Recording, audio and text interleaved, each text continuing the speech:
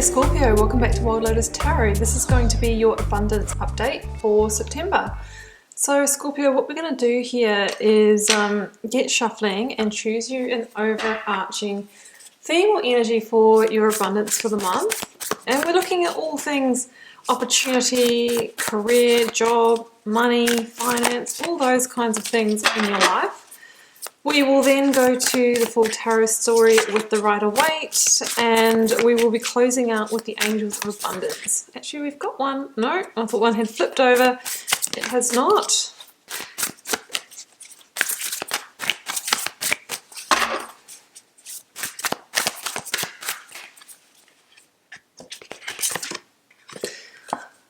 The Lovers. This is the second sign. This has come out for the overarching energy. Now, guys, before it was a card of just kind of soulmates and twin flames and love, the Lovers was one of the cards of key decision making, really big decisions around matters of the heart. So some of you might have a big decision to make around an investment, around your finances, around your job or how you earn your money. And it's number 6 in the major arcana, and 6 is the number of balance. So this decision that you make might bring things into balance in terms of abundance. If you've been lacking, maybe that will open you up to receive, to really balance out that karmic energy. Number 6 is also that number of fulfillment, of harmony, of joy. So some of you might be feeling more of that in, your work and things like that. So it's a really beautiful energy actually to see in an abundance reading. Scorpio, let's go to the tarot and get the story out. See where it is heading. I'm going to wait for the first card to fall or flip. I will then be choosing the energies of your positions, beginning with the present energy, what you might be journeying at the moment in terms of your abundance, please, for Scorpio.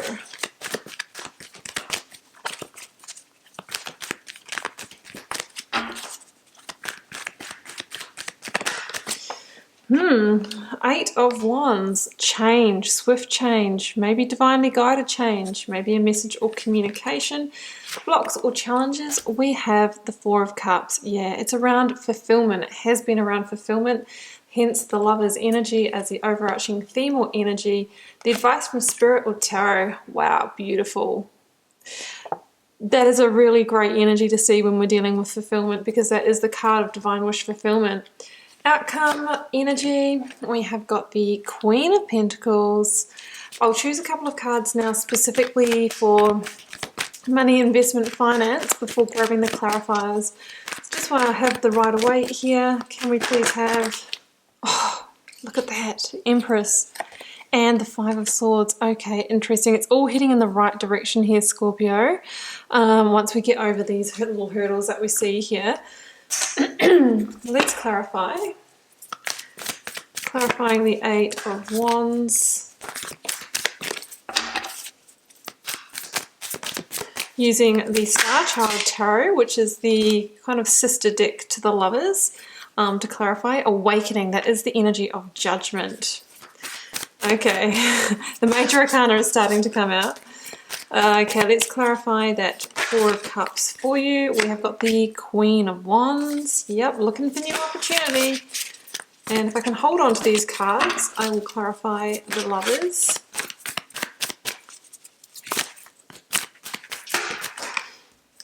Seven of Cups. Yep, it's making sense. And let's clarify the Queen of Pentacles. So we have two queens in this reading, Scorpio. Eight of Cups, that was in the same position as the last reading, which I do believe was Cancer. Interesting. Yeah, I mean, again, and very similar to the Cancer reading, we have a theme here of finding fulfillment. And I think so many of us are journeying this theme at the moment. And I do think it's because of what we've been going through on the collective at the moment. There's a theme of looking at what is meaningful in life. And we've had a bit of time on our hands, and I think a lot of people are coming to the conclusion that if we're going to give up 30 or 40 hours a week for, making our abundance, or the main way we make our abundance, our work, it's not enough to not be fulfilled in that. You know, it's not enough to just take home the paycheck. I think that a lot of people are seeking that alignment where fulfillment, joy, and harmony kind of comes with the work, and then the abundance naturally flows in after that. So that's what I'm really feeling on the collective at the moment. I'm seeing this theme everywhere. And I really feel that's why we have the Lovers as your overarching energy. It's making those key decisions in order to bring things into balance, bring things into alignment, so that when you are fulfilled in what you do, you know, and that energy is coming from the right place, the abundance flows, right? If you do what you love, you never work a day in your life, so they say. Scorpio, in your present energy, we have the Eight of Wands and we have the energy of awakening or judgment. And I feel that what I've just discussed with you is what you've been awakening to, that theme.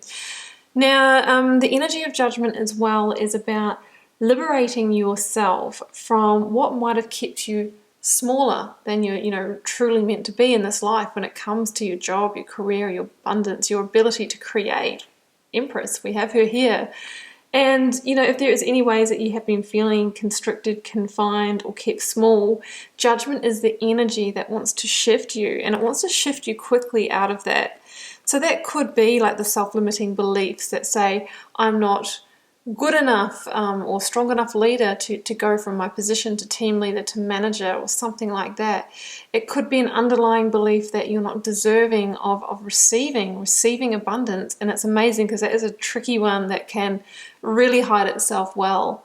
So it can come in many different forms. It's not always through your own doing. Sometimes we're limited by our boss or manager, you know, who doesn't see our innate gifts and talents, or who is favoring other people's agendas, you know, and we can't rise up within that situation. So it's a general reading, guys. Connect it with your situation, but you know what I mean. You're awakening to the fact that you can be much more than your current position, and I think you're making a key decision to go after that last piece of fulfillment, to really align that. So that's what I'm seeing there with the judgment energy. And judgment is the second to last major arcana before the world, and the world is huge cyclic completion. More so than just I'm ending or leaving this job, it's like I'm leaving all jobs that don't bring me fulfillment, and that's the cycle. We're ending a cycle, we're stepping into the new. So it's big, it's really, really big. And, you know, it really says, is this time for the final judgment? And is there anything to be given a second chance here, forgive and forget, salvage, you know, all of that kind of thing. It's time to look at it objectively and wrap up the loose ends and get ready to make this change, which I see you deciding that now. I see you in that. And at the end of this reading, I see you making a decision to actually go after that final piece of fulfillment, and it potentially is going to have you leaving a situation that you're in now or doing things differently. So the Eight of Wands is saying, hey, you know what, change is going to be upon you as soon as you kind of bring this judgment to your current situation. And what kind of change is it going to be, Scorpio? It's going to be swift change with the Eight of Wands. Can be the kind of change that has you relocating, and that could even just be from the office to working from home in your own business, or it could actually be relocating to another physical, you know, place or town. There is a sense here with the Eight of Wands, you know, that there could be a communication that comes in as well. And generally with this energy, it's online, it's through the airwaves, you know, the wands come through the air, social media, text message. So, you know, all looking out for the signs that might exist in those areas. And with the wand, you know, it's trying to move you closer to, you know, passion and purpose and what lights you up. There's an element of divine guidance in both of these cards and the star. So I kind of feel that it's the old destiny kicking in here, I do say it. Blocks or challenges, the Four of Cups and the Queen of Wands. So here we go. Here is really what I feel the current energy is for a lot of you. It's like there's been a certain amount of satisfaction maybe for a period of time, but there's been an awakening to the fact that, oh, actually, I'm not as happy in this situation as I've really thought, and it might only be because of recent times that has drawn your attention to that. You know, that's why it's an awakening. It's like it's revealing a blind spot. I didn't see this before. So, you know, once you have that awakening, it's like, okay, this is not as fun as it used to be. And when it's not as fun as it used to be, we don't put as much energy in it. We pull away from it. And then our abundance can sometimes follow suit with that, right? Shut down. So we see someone here who's a little over it, to be honest. maybe bored, maybe apathetic, maybe complacent. Why?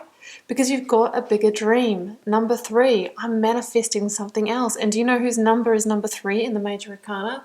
The Empress, who's hanging out over to the side here, the biggest card of possibility. So, you know, the block or challenge is, are you going to stay in the current situation and be unhappy with what you're getting and emotionally maybe disconnected from it? Or are you going to dream a bigger dream and then set about taking the inspired action, Queen of Wands, in order to achieve that dream?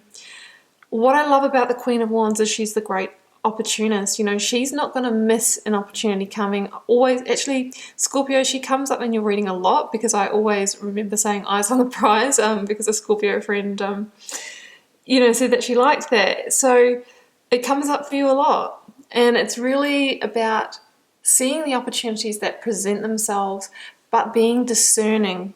We're going to talk about that when we get to the 7 of Cups. So not following every bus down the street, so they say, but understanding which opportunities are going to bring you that next level of fulfillment that you're truly looking for, and following those ones. And this is the fire energy that you might need this month, Scorpio, to take a key step in that. She is full of passion and purpose. She's a very, you know, feisty, passionate energy. She's the energy of Aries. So that's what I'm seeing, and there is a message here with the Queen of Wands to follow your instincts. It's a very instinctual energy. You will know, if you, as long as you stay, you know, out of the head and a little bit more connected with your heart space, with your intuition, you will know which opportunity it is that you really need to invest in, invest time and energy in, I should say, or maybe financial investment for some of you. Advice from Spirit or Tarot, pretty much the same thing with the 7 of Cups. The 7 of Cups can be an energy of illusion, and it can be that, you know, once you have made these kind of key decisions, even just in your mind, I'm going to actually be stepping away from the situation that's not fulfilling me in the near future. You know, it's like almost, it's creating it with your word, with your intention. I think opportunities are going to present themselves to you, and I think they're going to be many.